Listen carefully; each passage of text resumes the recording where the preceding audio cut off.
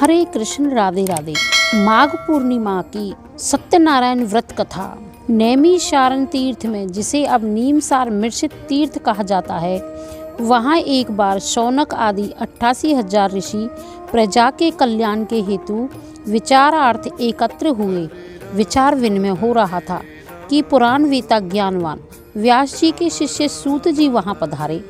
सूत जी को देखकर समस्त ऋषिगण सत्कार में खड़े हो गए और शौनक आदि ऋषियों ने मांगलिक शिष्टाचार के पश्चात उन्हें यथा योग्य आसन प्रदान किया। इसके पश्चात शौनक आदि मुनियों ने सूत जी को हाथ जोड़कर नमस्कार करते हुए पूछा, हे महर्षि सूत जी, इस कलयुग में मनुष्य को हरि भक्ति एवं जीवन में सुख किस प्रकार से प्राप्त हो सकेगा? आप जानते हैं कि कलयुग में मनुष्य वेद विद्या से रहित, सत्कर्मों से दूर तथा पाप कर्मों में संलग्न रहकर अनेक प्रकार के कर्म फलों के अधीन दुखों को भोग रहे हैं। उनका उद्धार किस सरल उपाय से हो सकेगा? आप जानते हैं कि कलयुग में मनुष्य का प्राण केवल अन्न व धन है। वे इसी कारण अनेकों दुखों से दुखी रहते हैं, जिससे मनुष्यों की प्रवृत्ति पापमयी होती जाती है। मिथ्या आचार अव्यवहार से प्राणी दुखी हो जाता है। इस कारण जन कल्याण के लिए कृपया करके कोई उपाय बताएं, जिससे थोड़े धन में दीन और अल्प बुद्धि वाले मनुष्य भी अपना जीवन सुधार सकें। शास्त्र कहते हैं कि जिस उपदेश से मनुष्य पाप पुण्य करता है, उसके पुण्य और पाप का भागी उपदेशक भी होता है। पुण्य का उपदेश करने वाले दयावान, कपट रहित, निष्पाप और निर्विरोधी, ये 4 तरह के मनुष्य भगवान के रूप हैं। संसार में ज्ञानी होकर जो दूसरों को ज्ञान नहीं देता, उससे परमेश्वर प्रसन्न नहीं होते। आप तो पृथ्वी पर ज्ञान का विस्तार करने के लिए ही अवतरित हुए हैं। अतः मनवांछित फल एवं सुख प्राप्त करने वाला कोई उपाय अवश्य बतलाएं। सूत जी बोले, हे मुनि श्रेष्ठो, आप धन्य हैं जो सदैव संसार के प्राणियों का हित चाहते हो। मैं आज आप लोगों को उस श्रेष्ठ व्रत के विषय में बताऊंगा जो कभी लोक हितार्थ नारद जी ने लक्ष्मीपति से पूछा था। आप सावधान होकर सुनिए। श्री सत्यनारायण व्रत कथा का पहला अध्याय। व्रत की विधि का श्री विष्णु भगवान द्वारा वर्णन। सूत जी ने कहा, एक बार योगी नारद लोकहित की आकांक्षा से अनेक लोकों में भ्रमण करते हुए मृत्यु लोक में आ गए। यहाँ उन्होंने सब लोगों को अनेक प्रकार के कलेशों से ग्रस्त और अपने कर्मों के कारण नाना प्रकार से दुखी देखा, तो सोचने लगे कि किस उपाय से इनके दुखों का नाश हो। ऐसा मन में सोचते हुए वे विष्णु लोक में जा पहुँचे। वहाँ शुक्ल वर्ण चतुर्भुज शंख चक्र गदा पद्म और वनमाला विभूषित श्री नारायण जी की स्तुति करना आरंभ किया। हे वाणी और मन की शक्ति से अगम में अनंत शक्तिशाली प्रभु, आपको मेरा नमस्कार है। आदि के आदि भूत, हे भक्तों के कष्ट निवारण करने वाले, आपको मेरा नमस्कार है। तब इस स्तुति को सुनकर भगवान विष्णु ने कहा, हे नारद, कहो तुम कैसे आए हो और तुम्हारे मन में क्या जिज्ञासा है? हे महाभाग, तुम मुझको कहो। नारद जी बोले, मैंने देखा है कि मृत्यु लोक में सब लोग अनेक प्रकार के कलेशों रहित विविध योनियों में उत्पन्न होकर पाप कर्मों से दुख पाते हैं। हे नाथ, उनके वे समस्त दुख किस प्रकार नाश को प्राप्त हो सकेंगे? यदि आपकी मुझ पर कृपा हो तो मैं यह सुनना चाहता हूँ। श्री विष्णु भगवान बोले, हे वत्स, मानवों के कल्याण के लिए तुमने बहुत अच्छा प्रश्न किया है। अतः जिस कर्म के करने से मनुष्य मोह से छूट जाता है, वह कहता हूँ। सुनो, सत्यनारायण का यह व्रत स्वर्ग लोक और मृत्यु लोक दोनों में दुर्लभ है। तेरी प्रीति के कारण अब मैं तुझे बताता हूँ। इस व्रत को विधि पूर्वक करके सत्य निष्ठा से रहते हुए मनुष्य शीघ्र ही संसार में सुख भोग कर परलोक में मोक्ष को प्राप्त करता है। भगवान के इस वचन को सुनकर नारद मुनि बोले, प्रभु जी, इस व्रत की कथा या विधि क्या है और किसने यह व्रत किया है? विस्तार पूर्वक कहिए। यह व्रत कब करना चाहिए? श्री विष्णु जी बोले, हे नारद, यह सत्यनारायण का व्रत दुख और शोक आदि को विनाश करने और धन धान्य की वृद्धि करने वाला है। विजय, सौभाग्य और संतान देने वाला है। किसी भी दिन भक्ति और श्रद्धा से मनुष्य धर्म में तत्पर होकर बंधु बांधवों को साथ लेकर सायंकाल के समय सत्यनारायण का पूजन करें। भक्ति पूर्वक केला, फल, घी, गेहूं का चूर्ण आदि पदार्थों को 1.25 किलो या सवाया करके लें। नैवेद्य गेहूं का चूर्ण प्राप्त न होने पर चावल का चूर्ण, शक्कर या गुड़ को सवाए परिमाण में लेकर सत्यदेव को निवेदन कर स्वजनों सहित कथा पढ़ें या सुनें और दीन ब्राह्मण आदि को योग्य दक्षिणा दें। उसके बाद भक्ति पूर्वक प्रसाद को ग्रहण करके ब्राह्मण एवं स्वजनों को भोजन कराकर स्वयं भोजन करें। रात्रि को जागरण, कीर्तन एवं हरि गुणगान में बिताएं। इस प्रकार व्रत के करने से तथा श्री सत्यदेव का निष्ठा पूर्वक ध्यान करने से प्राणी निसंदेह मनवांछित फल प्राप्त करता है। कलयुग में यही एक सरल उपाय है। इति श्री सत्यनारायण कथा प्रथम अध्याय समाप्त। बोलो विष्णु भगवान की जय। दूसरा अध्याय, दीन लकड़हारे द्वारा व्रत का किया जाना। सूत जी बोले, श्री नारायण ने नारद के पूछने पर कि पहले यह व्रत किसने किया तथा क्या फल पाया, वह इतिहास जो उन्होंने बताया मैं आपको बताता हूँ। रमणीक काशीपुरी में कोई एक निर्धन विप्र रहता था। भूख और प्यास से व्याकुल वह नित्य प्रति पृथ्वी पर यहाँ वहाँ घूमता था। तब विप्रों के प्यारे भगवान ने दुखी विप्र को देख एक वृद्ध रूप का धारण करके आदर पूर्वक पूछा, हे विप्र, किस लिए तुम दुखी होकर पृथ्वी पर घूमते हो? उस विप्र ने कहा, मैं अति गरीब हूँ और उदर पूर्ति हेतु भिक्षा के लिए पृथ्वी पर भ्रमण करता हूँ। हे प्रभु, यदि आप मेरे दुख को दूर करने का कोई उपाय जानते हैं तो कहिए। वृद्ध ब्राह्मण ने कहा, श्री सत्यनारायण विष्णु वांछित वर्थों का फल देने वाले हैं। हे ब्राह्मण, उनके पूजन और उत्तम व्रत को तू कर, जिसे करके मनुष्य सब दुखों से छूट जाता है। इस व्रत का विधान भी बतलाकर ब्राह्मण रूपधारी भगवान वही अंतर्ध्यान हो गए। तब उस ब्राह्मण ने संकल्प किया कि मैं इस सत्य व्रत का भली प्रकार पालन करूँगा। यही विचार करते करते वह रात को सो गया।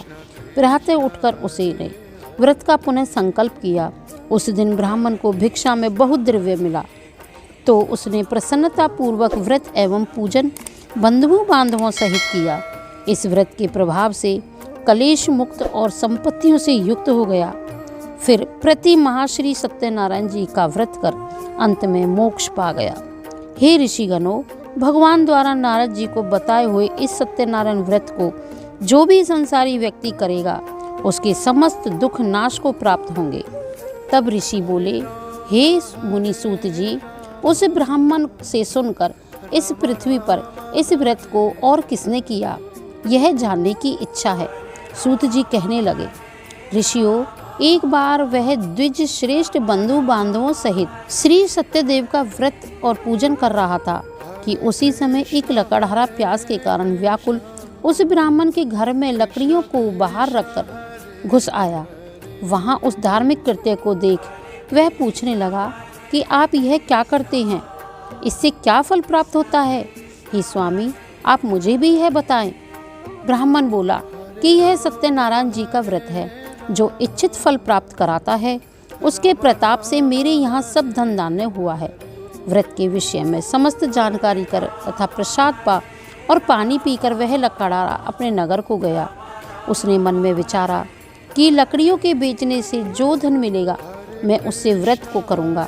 ऐसा विचार करता हुआ वह धनवानों की बस्ती में जा पहुँचा। वहाँ और दिनों से दूने दामों पर वह लकड़ी बिकी। तब तो उसने प्रसन्न चित्त होकर पके हुए केले, शक्कर, घी, दूध और गेहूं का आटा आदि सवाई मात्रा में एकत्र किया और घर आकर बंधुओं बांधवों सहित यह व्रत किया। व्रत के प्रभाव से वह धनवान, पुत्रवान तथा और संसार के सुख भोग कर अंत में सत्यलोक को गया। इति श्री सत्यनारायण कथा दूसरा अध्याय समाप्त। बोलो श्री विष्णु भगवान की जय। तीसरा अध्याय, साधु वैश्य द्वारा व्रत करने का संकल्प। सूत जी बोले, हे मुनि श्रेष्ठों, अब आगे की कथा सुनो। एक समय उल्कामुख नामक बुद्धिमान और जितेंद्रिय राजा था। वह नित्य मंदिर में जाता तथा द्विज जातियों को दान आदि से संतुष्ट करता था। वह अपनी रानी के साथ एक दिन भद्रशिला नदी के तट पर सत्यदेव का व्रत करता था कि उस समय वहाँ साधु नामक एक व्यापारी की नाव किनारे पर आकर लगी। वह वैश्य राजा को वहां देखकर श्रद्धापूर्वक उसके समीप पहुंचा। राजा को देखकर वह विनयी स्वर में पूछने लगा, हे राजन, आप भक्ति पूर्वक यह क्या अनुष्ठान करते हो? राजा बोला, हे साहूकार, मैं पुत्र की प्राप्ति के लिए श्री सत्यदेव का व्रत करता हूँ। साधु बोला, महाराज, मेरे भी कोई संतान नहीं है, अतः मुझे भी इस व्रत की विधि बतलाओ। राजा से व्रत के बारे में जानकारी पाने के बाद साधु ने घर आकर आनंद उस व्रत के बारे में अपनी स्त्री को बताया और संकल्प किया कि संतान प्राप्त होने पर वह भी व्रत को करेगा। सत्यदेव की कृपा से उसकी स्त्री लीलावती गर्भवती हुई और 10वें माह में एक कन्या को जन्म दिया, जिसका नाम कलावती रखा गया। लीलावती ने मधुर वचन कहे अपने पति को व्रत की याद दिलाई तो उसने कहा कि हे प्रिय, अब तो समय नहीं है, मैं इसके विवाह के उपरांत यह व्रत अवश्य करूँगा। इस प्रकार वह अपने व्यापार कार्य में लग गया। कलावती को ब्याह योग्य देखकर एक दिन वैश्य ने अपने दूतों से कहा कि कन्या के योग्य वर ढूंढें। आज्ञा पाकर एक दूत कंचन नगर गया और वहां के व्यापारी के एक सुंदर लड़के को साधु के पास लाया। योग्य वर पाकर उस वैश्य ने कन्या का विवाह आनंद संपन्न कर दिया। वह सत्यदेव के व्रत करने की बात अभाग्य बस फिर भूल गया। इससे सत्यदेव रुष्ट हो गए। कुछ समय पीछे साधु अपने जमाता सहित व्यापार को चल दिया। समुद्र के किनारे रत्नसार नामक द्वीप में व्यापार करके जब चंद्रकेतु राजा के नगर पहुँचे तो प्रतिज्ञा से भ्रष्ट वैश्य से भगवान कुपित थे। एक दिन चोर राजा का धन चुराकर सिपाहियों के भय से वह सब धन उसी स्थान पर पटक कर छिप गए जहाँ की जमाता सहित वैश्य ठहरा हुआ था। चोरों के पीछे आते हुए सिपाहियों ने धन को वहां देखकर उन दोनों को पकड़कर राजा के सम्मुख उपस्थित किया और कहा, स्वामी, हम आपके धन को चुराने वाले 2 चोर पकड़ कर लाए हैं, इनके लिए अपनी आज्ञा दीजिए। राजा ने उन्हें जेल में डाल देने को कहा। सत्यदेव की माया से उनकी कोई बात किसी ने नहीं सुनी। उनका सारा धन छीनकर उन्हें जेल में भेज दिया। उन्हीं सत्यदेव के शाप के कारण उनके पीछे उनके घर का सब धन चोरों ने चुरा लिया तथा उन दोनों की स्त्रियां घोर कष्ट पाने लगी। एक दिन कलावती भूख से व्याकुल अन्न की चिंता में घर से निकली और एक मंदिर में पहुंची। वहां सत्यदेव के व्रत को होता देख बैठ गई और रात को देर से कथा सुनकर और प्रसाद लेकर घर वापस आई। माँ ने देर से आने के लिए उसे डांटा तो कलावती बोली कि हे माँ, मैंने मंदिर में ब्राह्मणों को मनवांछित फल देने वाले व्रत को करते देखा है। पुत्री के वचन सुन उसकी माँ प्रसन्न हुई और सत्यदेव के व्रत को याद कर उसे संपन्न किया। व्रत के करने से भगवान फिर प्रसन्न हो राजा चंद्रकेतु से स्वप्न में जाकर बोले, हे राजन, सुबह होते ही तुम उन दोनों वैश्यों को छोड़ देना और उनके धन को वापस कर देना, नहीं तो मैं तुम्हारा नाश कर दूंगा। प्रातःकाल होते ही राजा ने सभासदों को रात में देखे स्वप्न को कहा और आज्ञा दी कि जेल में पड़े दोनों वैश्य बंदियों को छोड़ दो। आज्ञा अनुसार उन्हें जेल से राजा के सामने उपस्थित किया। पहली बात को याद करके वे दोनों व्याकुल थे और कुछ बोले नहीं। राजा ने उनके बाल बनवा, स्नान आदि करा के सुंदर वस्त्र पहनने को दिलाए। फिर उनको दुगना धन वापस करते हुए कहा, तुमने देवगति से ही यह महादुख प्राप्त किया है, अब निर्भय हो तुम जाओ। राजा को प्रणाम कर वे दोनों आनंद से अपने घर चल दिए। इति श्री सत्यनारायण कथा 3रा अध्याय समाप्त। बोलो विष्णु भगवान की जय। 4था अध्याय, साधु वैश्यों का मिथ्या बोलने से सारा धन लता पता होना। सूत जी बोले, हे मुनियों, राजा के यहाँ से चलकर उन साहूकारों ने मांगलिक कर्मों को करके अपनी नावों से घर जाने को यात्रा शुरू की। साहूकार के कुछ दूर जाने के बाद भगवान ने दंडी का रूप धर यह जानना चाहा कि वैश्य ने अब भी सत्य को अपनाया है या नहीं। उन्होंने साहूकार से पूछा, हे साहूकार, तुम्हारी नावों में क्या है? साधु ने आनंद पूर्वक हंसते हुए कहा, हे दंडी, तुम यह क्यों पूछते हो? क्या धन लेने का विचार है? मेरी नौकाओं में तो लता पत्र आदि भरे हुए हैं। ऐसे कठोर वचन सुन दंडी रूपधारी भगवान बोले, तेरा वचन सत्य हो। ऐसा कह दंडी स्वामी उसके पास से आगे चले गए। इधर जब साधु वैश्य ने अपने नित्य कर्मों से निर्वृत्त हो अपनी नावों के पास आकर देखा कि पानी में नीचे को बैठी हुई नावें अब ऊपर को उठी हुई हैं, तो वह आश्चर्य करता हुआ बोला। नाव के पास आकर देखता है कि उसमें धन के स्थान पर पत्ते भरे हैं। यह देख वह साहूकार मूर्छित होकर गिर पड़ा। जमाता ने कहा, शोक क्यों करते हो? उसी दंडी स्वामी के हिसाब का फल है, चलो उसी के पास चलें, वह सब कुछ करने में समर्थ है। तब वे दोनों दंडी स्वामी के पास पहुंच भक्ति पूर्वक कहने लगे कि अपराध को क्षमा करें।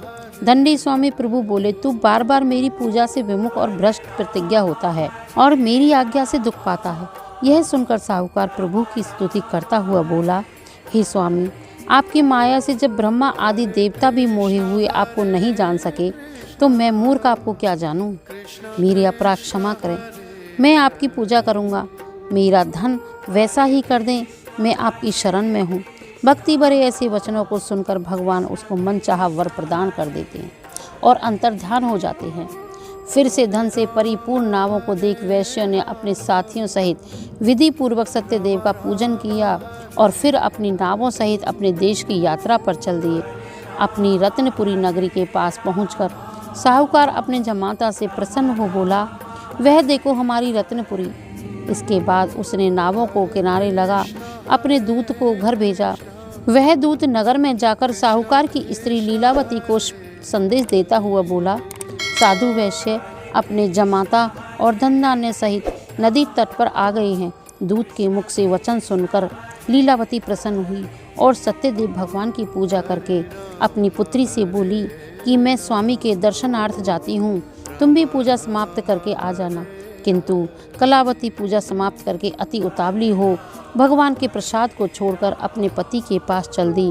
इस कृत्य से सत्यदेव रुष्ट हो गए और उन्होंने उसके पति की नाव को धन सहित जल में डुबो दिया। कलावती अपने पति को वहां न पाकर विलाप करने लगी।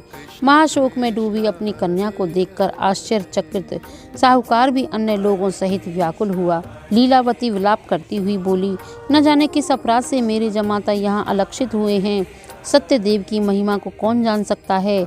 जब शोकाकुल कलावती अपने पति की खड़ाऊं लेकर सती होने को तैयार हुई तो साधु वैश्य ने विचार किया कि या तो सत्यदेव ने नाव को हर लिया है या हम ही माया के भ्रम में पड़ गए हैं। वह सबके सामने संकल्प करता है कि अपनी सामर्थ्य अनुसार मैं सत्यदेव के व्रत को करूँगा। ऐसा मनोरथ वह बार बार भगवान को प्रणाम कर वहाँ पृथ्वी पर लौटने लगा।